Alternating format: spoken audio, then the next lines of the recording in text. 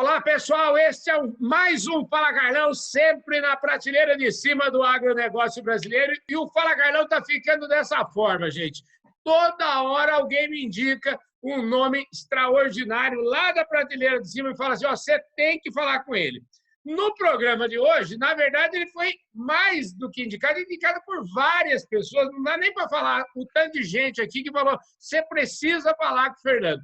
Mas a agenda dele é bastante atribulada, mas finalmente eu consegui, gente. Olha quem está aqui.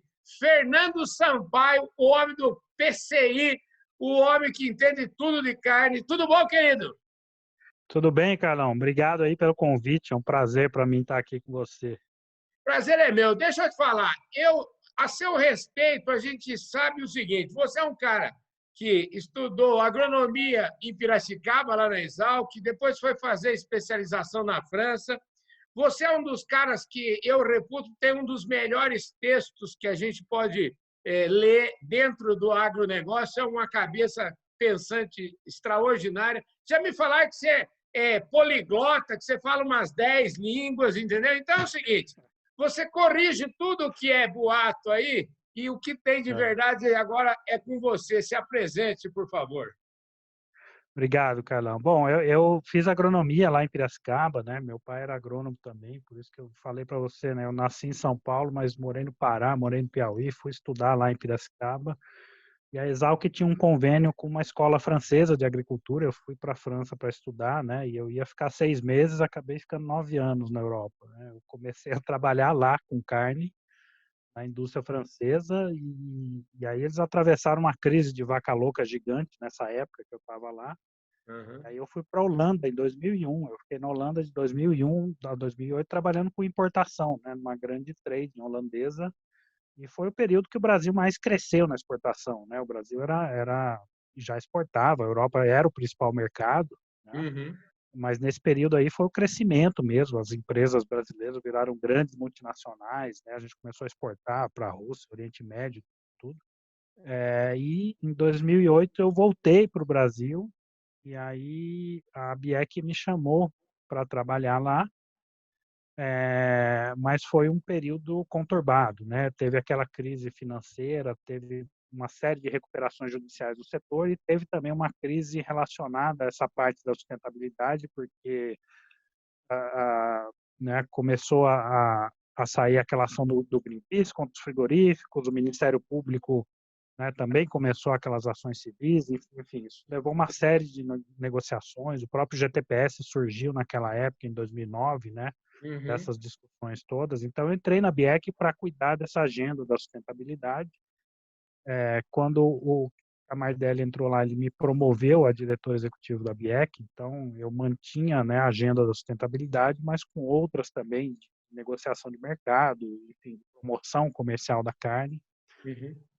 E aí eu fiquei lá na BIEC junto com o Camardelli até 2016, quando veio esse convite aqui do Mato Grosso para esse projeto, que é o PCI.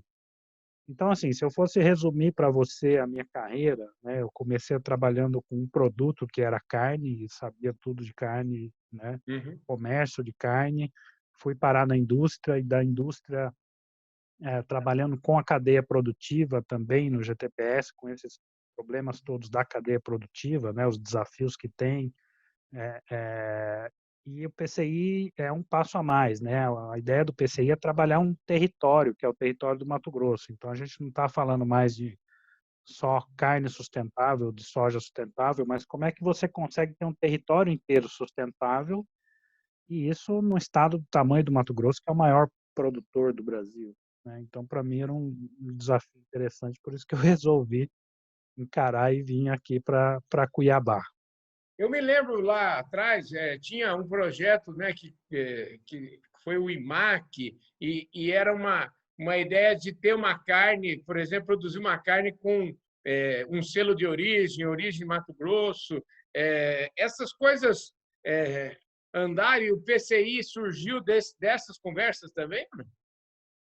Então, a PCI, na verdade, é um grande guarda-chuva, né? Você tem uma Aham. série de ações que acontecem, que contribuem com a PCI. Então, você tem ações da pecuária, como é o caso do IMAC, né? Como é que você organiza a cadeia da carne aqui dentro do Mato Grosso, tem ações acontecendo na soja também, na agricultura familiar.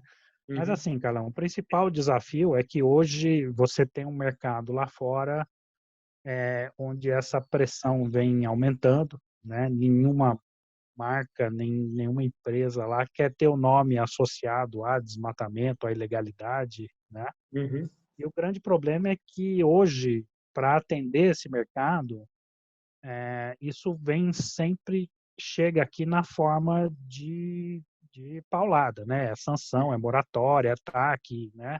E é um monte de coisa que vai excluindo produtores de uma cadeia normal de comercialização. Tipo, se você não se encaixa nessa régua, não vou comprar de você, né? Então, o que a gente quer é inverter um pouco disso, né? Como é que você trabalha aqui a base para fazer todo mundo atender esses critérios todos que vão surgir, né? E como é que você traz incentivos e mecanismos financeiros e investimento que vão te ajudar a chegar lá, né? Então, esse é uhum. o trabalho que a gente quer fazer com a PCI. E aí, para isso, também você precisa juntar governo, sociedade civil, setor privado, né? Todo mundo precisa trabalhar junto com esse horizonte. E dentro do próprio governo, eu imagino que várias secretarias e tudo tem. Você deve ter uma interlocução bastante ampla aí, né, Fernando?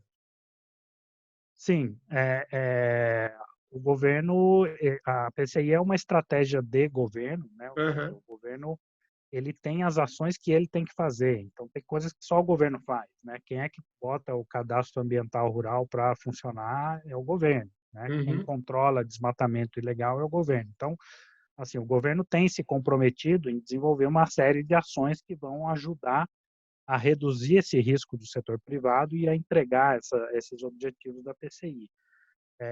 Mas a vantagem é que, junto com esses esforços do governo, a gente também traz outros esforços, né? Quer dizer, a gente também traz investimentos de fora, apoio das empresas. Então, você tem empresas hoje que estão investindo em Mato Grosso também para apoiando a PCI, né? Você conversou com a Daniela Marius outro dia, o próprio IDH Uhum. tem apoiado muito o estado do Mato Grosso, e aí você tem, por exemplo, o IDH investindo junto com o Carrefour para fazer uma cadeia de bezerros sustentável, que é o que vai fornecer essa carne, né, que o mercado quer comprar. Então, tem vários exemplos assim onde a gente consegue de fato juntar esforços para melhorar a sustentabilidade da produção.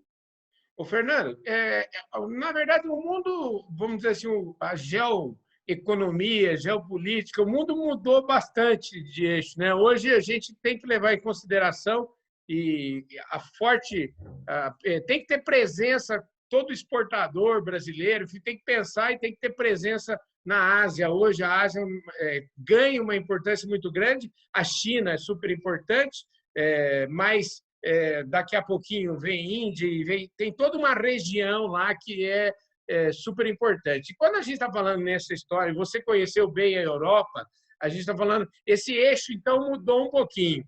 E eu queria que você escreveu um artigo chamado O Boi e a Floresta, e eu queria que você falasse, você toca nesses assuntos, né?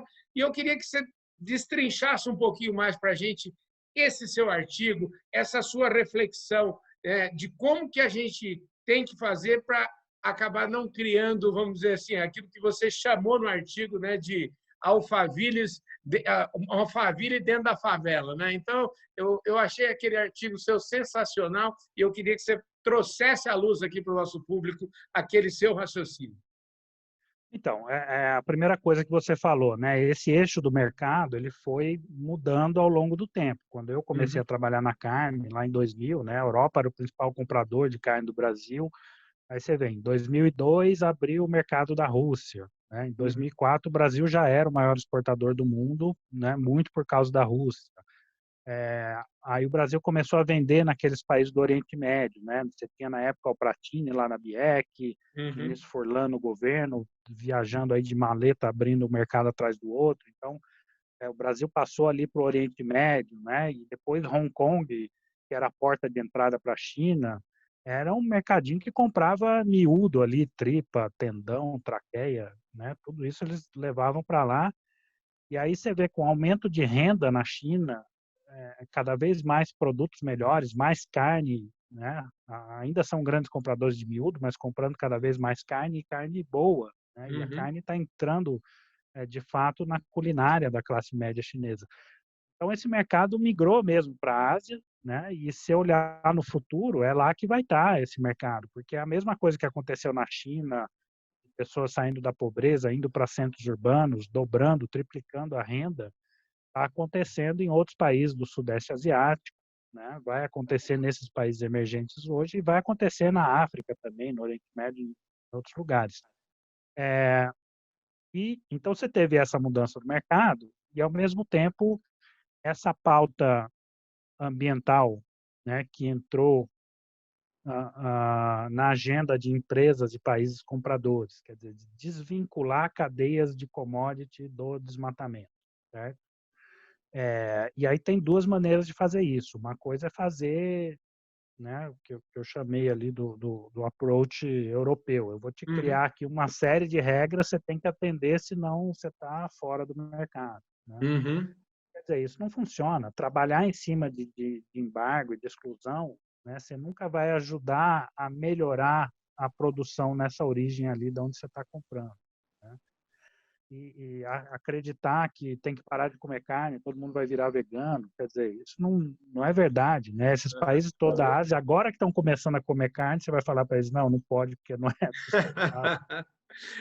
Vai Esse, funcionar, né? esse assunto dessa história de combinar, desse approach europeu, eu me lembro uma vez, não sei se você chegou a ler, o Josaquian, que é nosso amigo lá da BCC, uma vez escreveu um artigo também que eu achei brilhante, e que ele falava o seguinte, que a gente combinou que os elefantes andariam na corda bamba, né? Combinamos com o dono do circo, combinamos com todo mundo, só não combinamos com os elefantes, né?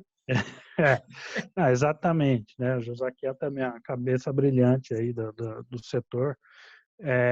Mas é isso, né? Então, já que o nosso mercado no futuro está lá na Ásia, né? E aí Uhum. não adianta dizer que esse assunto de critérios socioambientais, que eles não ligam para isso, porque isso não é verdade. Isso já está, essa agenda já está lá na China, né? A China está criando o maior mercado de carbono do mundo, eles têm essa preocupação, eles querem ocupar esse lugar de liderança climática aí. Então, assim, é um problema comercial, né? E aí a gente tem que estar lá na China contando como vai ser, né? Como o Brasil vai endereçar essa questão da sustentabilidade na produção de carne, de soja, de outras commodities, né?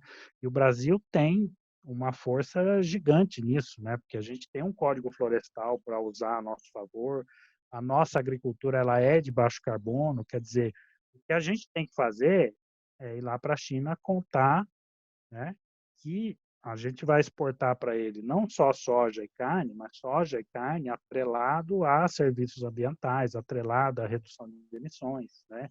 E fazer esses países da Ásia serem parceiros do Brasil nisso. Quer dizer, a gente vai continuar vendendo e, ao mesmo tempo, fazer com que eles ajudem a gente a melhorar ainda mais a nossa produção. Porque o outro aspecto disso, o que a gente falou ali do Alphaville e da favela, né? Se a gente trabalha só por exclusão, quer dizer, o Brasil hoje tem um grande problema, né? A maior parte da nossa produção está em cima de um número bastante pequeno de produtores. O resto, você tem nessa mesma paisagem rural um agronegócio extremamente eficiente, exportador, que consegue atender todos os critérios, que vai fazer tudo que o mercado quer, né, que tem o volume, mas você tem na mesma paisagem ali muita ineficiência, muita pobreza, conflito, ilegalidade, né? E aí o primeiro leva a culpa pelo segundo, né? Entendi. Porque isso está tudo misturado no mesmo saco. Então, por isso que a ideia de trabalhar o território, como a gente está fazendo, ela é inteligente porque a gente está falando do conjunto, né? Não é aqui dentro eu vou selecionar algumas fazendas boas para exportar e atender o que o mercado quer. Eu quero que o meu território inteiro atenda o que o mercado quer, certo? Não, eu acho uma coisa super inteligente, realmente, uma conversa que eu acho que essa conversa nos tira das cordas, né? Porque a gente está sempre nas cordas nesse assunto, é sempre tendo que explicar, é sempre tendo que dar uma explicação. Como é que a gente. Eu acho que assim, esse assunto PCI é um assunto que tem a capacidade de nos tirar das cordas. Isso, como é que isso está acontecendo? Como é que, por exemplo, vocês estão indo para a China para explicar lá? Como é que quando você fala, nós temos que ir para a China? Eu pergunto a você, nós quem? Quem que já está indo? Quem que está fazendo esse trabalho? E quem que ainda precisa se movimentar? Além, vamos dizer assim, das empresas, como é que as entidades podem ajudar nisso? Não, eu acho que de alguma forma, né, as empresas têm se movimentado, mas assim, as lideranças do setor produtivo ainda estão muito reativas e muito passivas. Quer dizer, a gente fica só esperando as pauladas para depois reagir, né, Uhum. em vez de agir na proatividade. E assim, existe um grande ponto de interrogação sobre o Brasil hoje. Quer dizer, será que o Brasil consegue atender toda essa demanda futura de alimentos de forma realmente sustentável, mitigando mudanças climáticas, conservando biodiversidade? E existe um monte de perguntas mal respondidas. Qual que é o plano do Brasil para combater o desmatamento ilegal? Não tem. Qual que é o plano para a regularização fundiária? Ninguém sabe. Qual que é o plano para implementar de fato o Código Florestal? Porque é uma agenda que está atrasada, né, em várias regiões. Então a gente tem que sair das cordas, né, onde a gente está imprensado ali, para começar a dar respostas positivas nesse sentido, que hoje ninguém dá. O governo também não dá, né? E o setor produtivo precisa empurrar isso, porque ele é a principal vítima desse processo. É nele que chega a paulada, né? A paulada do embargo, da moratória, da sanção, da exclusão, né? Então, se o setor produtivo não encarar isso de uma maneira proativa, tipo, a gente precisa dar resposta para isso. Não adianta sentar na cadeira e falar, nós somos os mais sustentáveis do mundo. Tá, mostra aí, né? Então isso tem que ser explicado, né? Como que você é o mais sustentável do mundo se você tem, né, uma tonelada de desmatamento ilegal acontecendo todo ano? Então a gente precisa criar uma agenda que seja consensual, e eu acho que tem vários consensos possíveis. A PCI trabalha em cima de consensos. Então, acabar com a ilegalidade, todo mundo concorda, certo? Uhum. Implementar o código, é a legislação, todo mundo concorda. Fazer regularização fundiária, disseminar boas práticas, tecnologia, melhoria contínua, todo mundo concorda, dar assistência técnica. Então, tem uma série de agendas consensuais, e consensuais, inclusive, entre produtores, ONGs, governo, quer dizer, todo mundo Uhum. concorda com essas ações, né? Destinar terras não destinadas. A Amazônia tem 60 milhões de hectares de terras que são da União, que hoje estão lá, não é nem para produção, não é unidade de conservação, só estão lá para ser grilado, né? Uhum. Então, enquanto o Brasil não tem um plano para gerenciar e ordenar seu território, a gente vai continuar sendo alvo de porrada, né? Então, eu acho que isso precisa urgentemente entrar numa agenda do setor, né? E essa agenda que precisa ser contada lá fora. A gente está tentando fazer isso com o Mato Grosso, olha, aqui tem a PCI, né? A gente está endereçando o problema de ilegalidade, de regularização fundiária, né? De inclusão de pequenos produtores. Então, a gente está contando isso para os parceiros com os quais o Mato Grosso tem relação, né? Mas isso precisa se ampliar também no resto do Brasil. Fernando, para encerrar, na verdade, o nosso programa já encerrou aqui, mas para encerrar mesmo aqui agora, esse papo é Tá. ótimo. Eu queria que você falasse o seguinte: o Fernando foi eleito presidente da República. Tem jeito de. Como é que resolve isso? Como é que sai para a prática? Você colocou aí o PCI é uma tentativa na prática de resolver isso. Mas, como você falou, o agronegócio é grande. A gente está muito acostumado, principalmente eu falo aqui que a gente só fala na prateleira de cima, então, de certa forma, eu só falo com a Alphaville e a favela está toda aí do lado e está todo mundo por aí. Como é que a gente inclui todo esse povo? Como é que a gente vai para resolver efetivamente esse fato e isso começa a aparecer de uma maneira positiva no mundo, na mídia internacional, etc.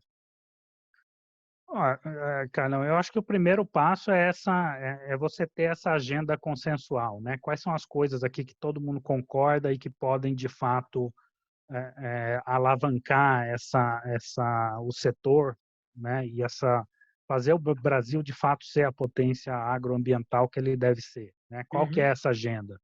E aí, dentro de cada agenda, né, desmatamento ilegal, qual que é o plano aqui? O que que precisa acontecer? O que que é dever do governo federal? O que que é dever dos estados, dos municípios? Né? Para melhorar pequenos produtores. E aí, né, a agenda de intensificação da pecuária, por exemplo. Né? E eu acho que existem vários instrumentos que o governo tem à disposição. O primeiro deles é o crédito. Então, o crédito rural hoje ele é aleatório no território, né? uhum. Você direcionar crédito, quer dizer, eu vou direcionar crédito para a pecuária, onde a pecuária de fato tem potencial para se desenvolver. Né? Entendi. Toda a agenda de compensação, de CRA, né? De você. Uma coisa que o Brasil não sabe fazer é esse ordenamento territorial. Né? A gente ocupa áreas que não tem aptidão nenhuma para produção, e a gente mobiliza outras áreas que poderiam ser boas para a produção e que virou, sei lá, unidade de conservação, né? Então a gente consegue, através desses mecanismos de incentivo, né, e outros, organizar melhor essa paisagem. Então produzir onde de fato existe aptidão para produzir. Todo mundo fala do Cerrado, né, que virou a nova fronteira agrícola brasileira. Aí você pega um lugar feito o sul do Piauí, o agronegócio de fato é transformador, quer dizer, a única oportunidade de desenvolvimento que aquela região vai ter veio do agronegócio. Então, assim, eu acho que o Estado, né, o Estado como governo brasileiro tem muitas ferramentas à disposição, desde planejamento de infraestrutura, de direcionamento de incentivos, né, para poder organizar melhor é, é, o uso do território, certo? E se somar isso com esforços privados também, você consegue, de fato, ter impacto. Deixa eu te falar, como é que é a interlocução de vocês com o Ministério do Meio Ambiente, com o Ministério da Economia? Como é que vocês estão conversando? Em que medida que a política do atual governo ele ajuda, atrapalha? Como é que anda? Como é que está isso? Eu acho que muitas coisas a gente consegue fazer no nível estadual, né? Aham, Então, muito da política da PCI é feita aqui dentro do Estado, mas lógico que existem várias instâncias onde você precisa de articulação com o governo federal, né? Então, por aham, exemplo, regularização fundiária. O Mato Grosso conseguiu fazer um acordo de cooperação entre o Intermat e o INCRA para acelerar a regularização fundiária aqui. Então, isso está funcionando, né? uhum. Terras indígenas, a gente trabalha junto com a FUNAI em territórios indígenas para apoiar os indígenas, certo? E com o Ministério do Meio Ambiente, a gente tem trabalhado nessa agenda de incentivo, né, do mercado de carbono, como é que a gente faz para trazer recursos e investimentos usando essas ferramentas. O Mato Grosso tem um sistema estadual de rede, e o Ministério do Meio Ambiente também está, né, com o Floresta Mais, tentando criar essa possibilidade, né, de você ter um mercado voluntário de carbono atuando. Então, existem esses diálogos. Né? Agora, em relação a essa agenda de meio ambiente, né, o que a gente precisa é recuperar essa capacidade de comando e controle que, de fato, está desorganizada. Né? Uhum. A gente não pode querer lá fora falar que nós somos os mais sustentáveis do mundo e querer avançar com isso, e, né, você tem um evidente descontrole aí na agenda do desmatamento. Tá? Então, isso a gente tem atuado dentro do Estado, tentando investir aqui para que dentro do Estado a gente tenha a capacidade de fazer esse controle do desmatamento ilegal. Maravilha. Ô, Fernando, infelizmente nosso tempo acabou. Eu queria agradecer imensamente sua presença aqui no nosso Fala Carlão, viu? Dizer que o programa é seu, volte sempre aqui, viu? Estamos à disposição. Obrigado aí pela oportunidade, Carol. É isso aí, pessoal. Falei aqui com o Fernando Sampaio, ele que é o diretor executivo do PCI, lá do Mato Grosso, está fazendo um trabalho maravilhoso. Muito obrigado. Se você ainda não se inscreveu no nosso canal, a hora é agora. Se inscreve no nosso canal. Obrigado, Fernando. Forte abraço para você. Eu vejo todos vocês no próximo programa. Valeu!